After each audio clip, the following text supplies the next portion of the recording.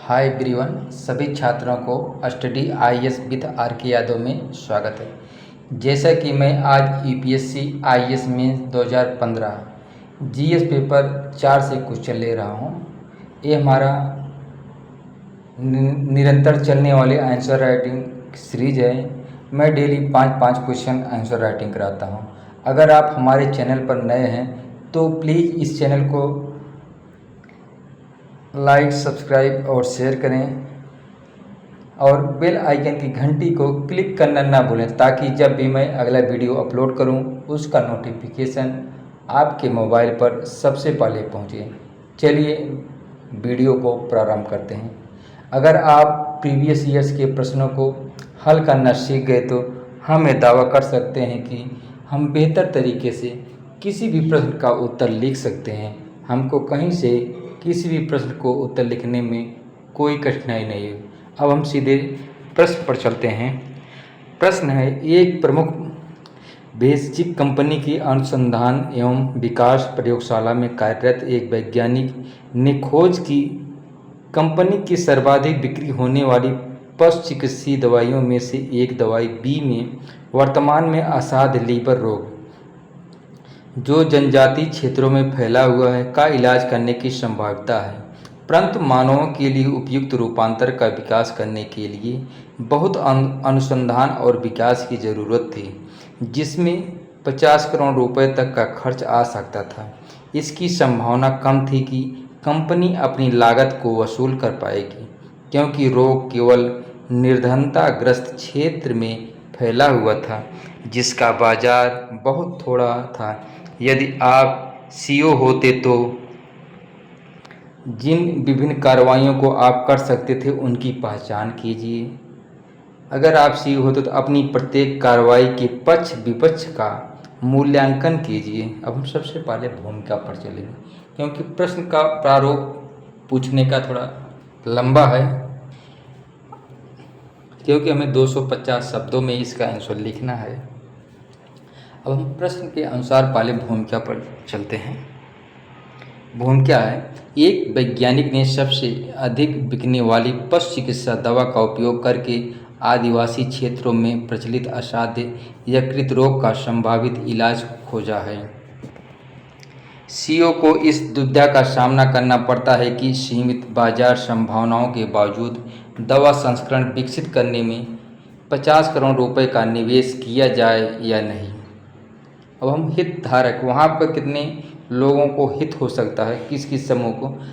पहला पॉइंट है सरकारी प्राधिकरण, दूसरा पॉइंट है आदिवासी समुदाय को, तीसरा पॉइंट है सीईओ और कंपनी को, चौथा है फार्मी उद्योग और प्रतिस्पर्धी को। अब हम सीधे मुख्य भाग पर चलते हैं, क्योंकि हम पॉइंट टू पॉइंट उत्तर को लिखने का प्रयास कर रहे हैं। पहला है, ए के अनुसार हम सीईओ के रूप में इस परिदृश्य में जो विभिन्न कार्रवाइयाँ की जा सकती है उनमें शामिल है। पहला पॉइंट है अनुसंधान अनुदान की ज़रूरत है, सहयोग एवं साझेदारी की आवश्यकता है, सरकारी सहायता की आवश्यकता है, परोपकारी पहल होनी चाहिए। अब हम प्रत्येक कार्रवाई के पक्ष और विपक्ष का मूल्यांकन करेंगे। पहला पॉइंट है अनुसंधान अनुदान, और इसके पक्ष के बारे में देखेंगे। बाहरी फंडिंग से कंपनी पर वित्तीय बोझ कम हो जाता है, जिससे बाजार की व्यवहार्यता पर पूरी तरह भरोसा किए बिना दवा संस्करण के विकास की अनुमति मिलती है। अब हम इसके विपक्ष में देखेंगे।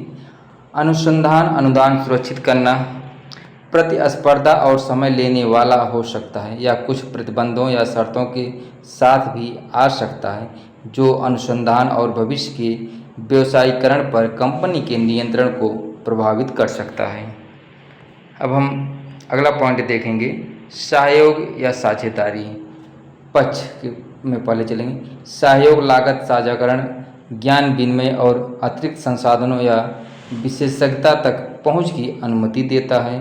अब हम इसके विपक्ष में देखेंगे। सहयोग के लिए सावधानीपूर्वक बातचीत और समन्वय की आवश्यकता होती है। अब हम तीसरा पॉइंट देखेंगे, सरकारी सहायता।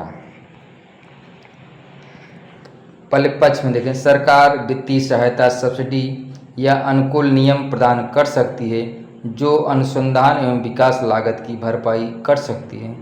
अब हम विपक्ष में देखेंगे, सरकारी प्रक्रियाएं नौकरशाही और समय लेने वाली हो सकती है, परिणाम अनिश्चित हो सकते हैं और ऐसे विशिष्ट अनुसंधान क्षेत्रों के लिए सीमित धन उपलब्ध हो सकता है।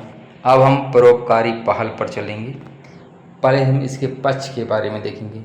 परोपकारी संगठनों के साथ साझेदारी सामाजिक प्रभाव और स्वास्थ्य समानता के प्रति कंपनी की प्रतिबद्धता को दर्शाती है। अब हम इसके विपक्ष में देखेंगे। परोपकारी पहलों के अपने स्वयं के एजेंडे या फोकस के क्षेत्र हो सकते हैं जो कंपनी के लक्ष्यों को पूरी तरह से संरेखित नहीं हो सकते हैं। अब हम निष्कर्ष पर चलेंगे, क्योंकि हमें प्रश्न का जवाब 250 शब्द के अंदर ही देना है।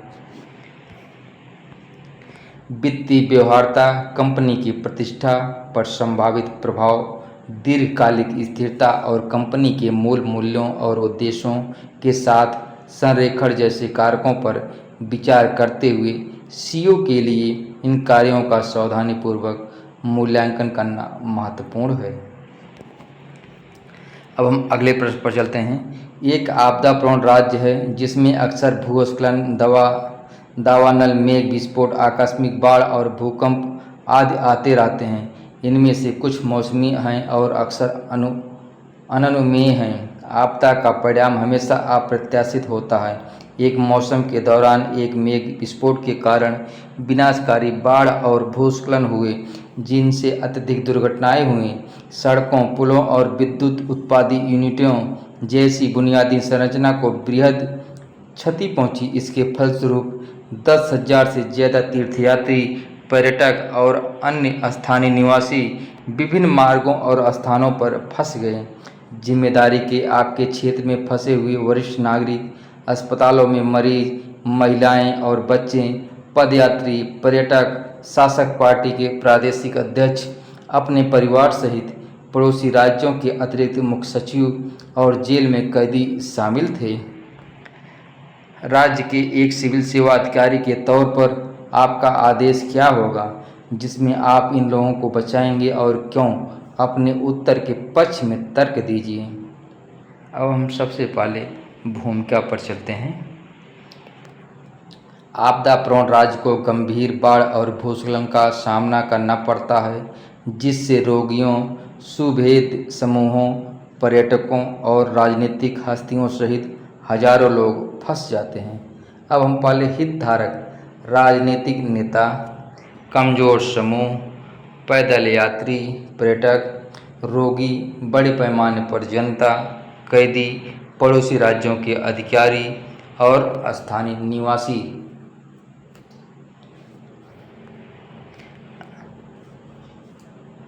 अब मुख्य भाग पर चलते हैं। एक आपदा संभावित राज्य में एक सिविल सेवा अधिकारी के रूप में मेरा लोगों के बचाव को प्राथमिकता देने का क्रम इस प्रकार होगा। सबसे पहले अस्पतालों में रोगी जीवन बचाना सर्वोच्च प्राथमिकता होनी चाहिए। महिलाएं, बच्चे और तब वरिष्ठ नागरिकों। तीसरे पे यात्री, पैदल यात्री, पर्यटक और तीर्थयात्री को वरीयता होनी चाहिए। चौथे वरीयता स्थानीय निवासियों को दिया जाना चाहिए। पांचवी वरीयता क्षेत्रीय अध्यक्ष और सत्तारूढ़ दल के सदस्यों को देना है। छठी वरीयता पड़ोसी राज्य के अतिरिक्त मुख्य सचिव को और सातवीं वरीयता जेल में बंद कैदी को। अब हम सीधे निष्कर्ष पर चलते हैं। बचाव का यह क्रम संवेदनशीलता के स्तर और सहायता की तत्काल आवश्यकता के आधार पर जीवन बचाने को प्राथमिकता देता है। गंभीर स्थिति वाले लोगों, सुभेद समूहों, स्थानीय निवासियों पर ध्यान केंद्रित करके और धीरे धीरे कम तत्काल जोखिम वाले व्यक्तियों की ओर बढ़ते हुए बचाव प्रयासों को इस तरह से व्यवस्थित और चलाया जा सकता है जिससे जीवित रहने की संभावना अधिकतम और हताहतों की संख्या कम हो। अब हम अगले प्रश्न पर चलते हैं। आप एक विशेष विभाग में जिला प्रशासन के शीर्ष अधिकारी हैं। आपका वरिष्ठ अधिकारी आपको राज्य मुख्यालय से फ़ोन करता है और आपको कहता है कि रामपुर गांव में एक भूखंड पर स्कूल के लिए एक भवन का निर्माण किया जाना है।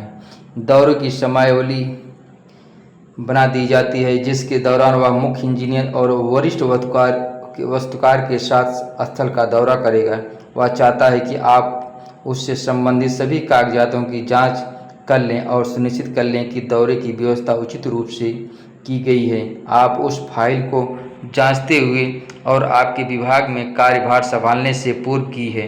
भूखंड को स्थानीय पंचायत से नाम मात्र की लागत पर उपार्जित किया गया था और कागजात दर्शाते हैं कि जिन 3 प्राधिकारियों को भूखंड की उपयुक्तता का प्रमाण पत्र देना होता है, उनमें से 2 के दिए हुए अनुमति प्रमाण पत्र उपलब्ध हैं। वास्तुविद का कोई प्रमाण पत्र फाइल में उपलब्ध नहीं है। आप जैसा कि फाइल पर कहा गया है कि सब कुछ ठीक हालात में है, यह सुनिश्चित करने के लिए रामपुर जाने का निर्णय लेते हैं। जब आप रामपुर जाते हैं तब आप देखते हैं कि उल्लेख के अधीन भूखंड ठाकुरगढ़ किले का एक भाग है और की दीवारें परकोटे आदि उसके आर पार बिछे हुए हैं। किला मुख्य गांव से काफ़ी दूर है, इसलिए वहां पर स्कूल बच्चों के लिए गंभीर असुविधा होगा, परंतु गांव के नज़दीक के क्षेत्र के विस्तार का एक बड़े आवासीय परिसर में परिवर्तित होने की संभावना है। किले में वर्तमान भूखंड पर विकास प्रभार अत्यधिक होंगे और विरासत स्थल के प्रश्न की ओर ध्यान नहीं दिया गया है, परंतु भूखंड के अधिग्रहण के समय सरपंच आपके पूर्वाधिकारी का एक रिश्तेदार था। समस्त कार्य संपादन कुछ निहित स्वार्थ के साथ किया गया प्रतीत होता है। पहला पॉइंट है सरोकार रखने वाले पक्षों के संभावित निहित स्वार्थों की सूची बनाइए। दूसरा है आपको उपलब्ध कार्रवाई के कुछ विकल्प नीचे दिए गए हैं, प्रत्येक विकल्प के गुणों अवगुणों पर चर्चा कीजिए। पहला पॉइंट है आप वरिष्ठ अधिकारी के दौरे की प्रतीक्षा कर सकते हैं और उसको निर्णय करने देते हैं। दूसरा है आप लिखित रूप से या फ़ोन पर उसकी सलाह ले सकते हैं। तीसरा है आप अपने पूर्वाधिकारी सहकर्मियों से परामर्श कर सकते हैं और उसके बाद क्या करना है इस बात का फैसला कर सकते हैं। आप मालूम कर सकते हैं कि क्या एवज में कोई दूसरा भूखंड प्राप्त किया जा सकता है और फिर एक सर्वसमावेशी लिखित रिपोर्ट भेज सकते हैं। क्या आप कोई अन्य विकल्प उचित तर्कों के साथ सुझा सकते हैं? 250 शब्दों में हमें इसका उत्तर लिखना है। पहले हम प्रश्न की बारीकियों के एक एक पॉइंट को समझने का प्रयास करें, उसके बाद पॉइंट टू पॉइंट हम लिखने का कोशिश करेंगे। चलिए हम सीधे उत्तर पर चलते हैं। प्रश्न के पहले हम भूमिका पर चलेंगे। इस मामले में एक स्कूल के लिए एक भूखंड के अधिग्रहण में अनियमितताओं की खोज शामिल है, जो एक विरासत किले का हिस्सा है। अब हम हितधारकों के बारे में देखें। स्कूली बच्चे और अभिभावकों का लाभ होगा।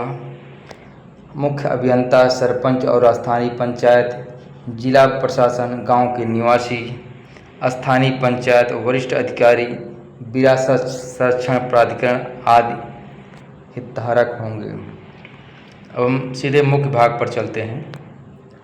कार्रवाई के लिए विकल्प। पहला पॉइंट है वरिष्ठ अधिकारी के दौरे की प्रतीक्षा करना। अब उसके पहले गुण के बारे में। वरिष्ठ अधिकारी को प्रत्यक्ष ज्ञान रखने और वर्तमान स्थिति के आधार पर निर्णय लेने की अनुमति देता है। अब हम उसके दोष के बारे में देखें। किले से जुड़े मुद्दों और बच्चों को होने वाली असुविधा को नज़रअंदाज कर सकते हैं। अब हम दूसरा पॉइंट देखें। वरिष्ठ अधिकारी से सलाह लेना स्थिति को स्पष्ट करने में सक्षम बनाता है और एक उच्च प्राधिकारी से मार्गदर्शन प्रदान करता है। अब हम उसके दोष के बारे में देखें। किले से संबंधित चिंताओं, बच्चों की असुविधा और संभावित उच्च विकास शुल्क को पूरी तरह से संबोधित नहीं किया जा सकता है। अब हम तीसरा पॉइंट देखेंगे। अपने पूर्ववर्ती सहकर्मियों से परामर्श लेना। अब हम पहले इसके गुण के बारे में देखेंगे। लेन देन के इतिहास और किसी भी संभावित निहित स्वार्थ के बारे में जानकारी प्रदान करता है। अब हम उसके दोष के बारे में देखेंगे। राय पक्षपातपूर्ण हो सकती है,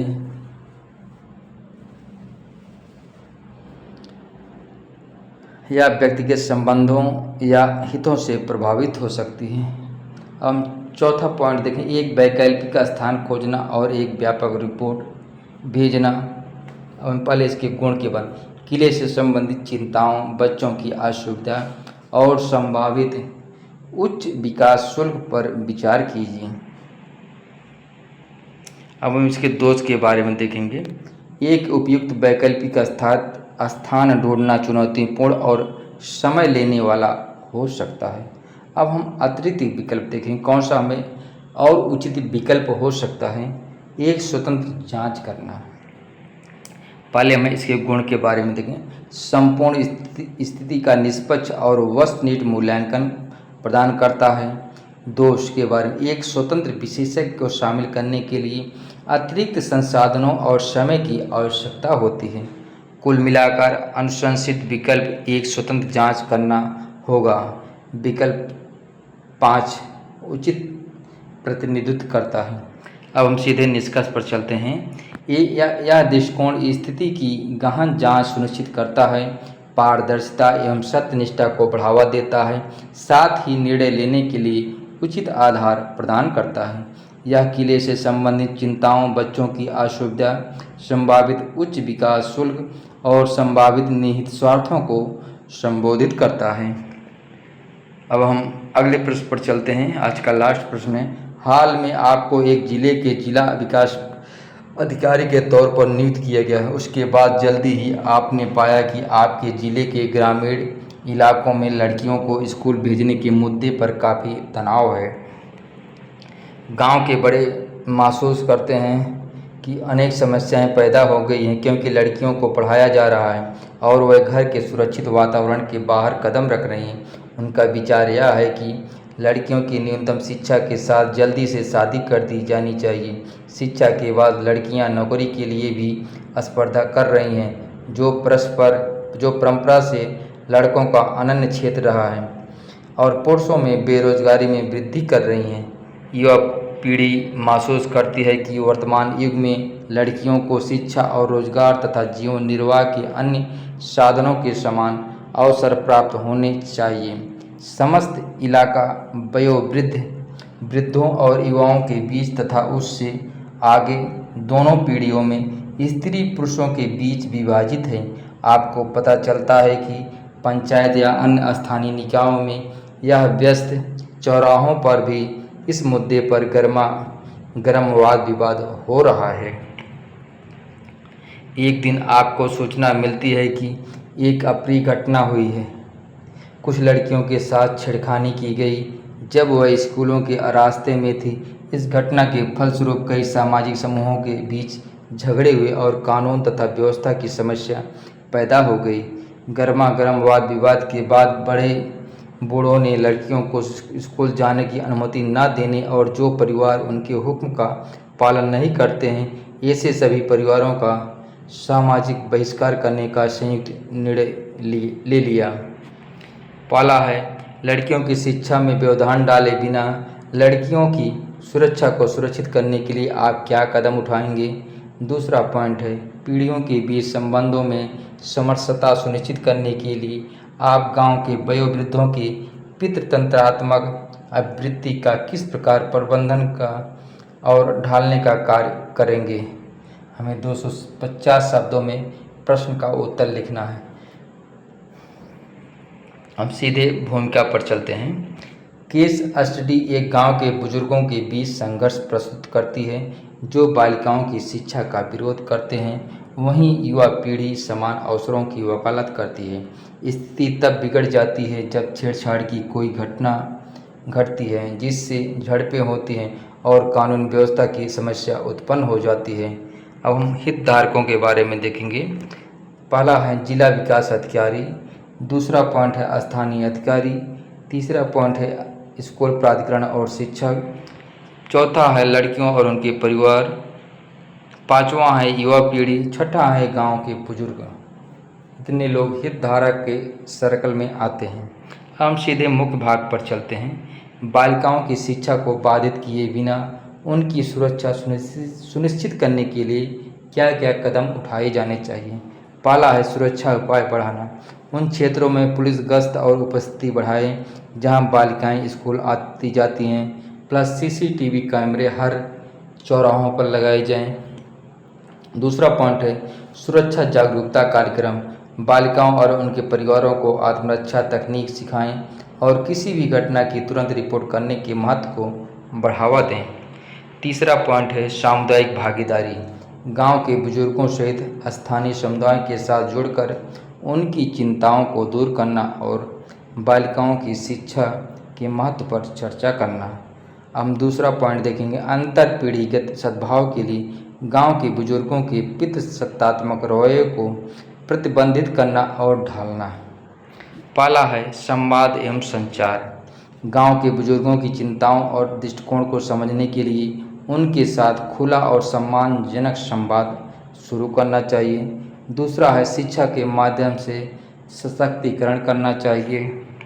तीसरा पॉइंट है संवेदीकरण अभियान।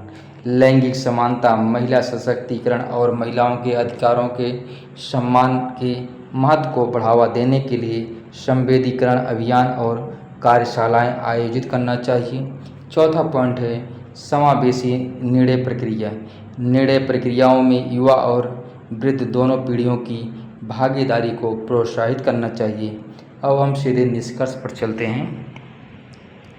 इन कदमों को लागू करके बालिकाओं की सुरक्षा सुनिश्चित करना और उनकी शिक्षा के लिए अनुकूल माहौल बनाना संभव है, जबकि धीरे धीरे पितृसत्तात्मक दृष्टिकोण को बदलना तथा अंतर पीढ़ीगत सद्भाव को बढ़ावा देना भी संभव होगा।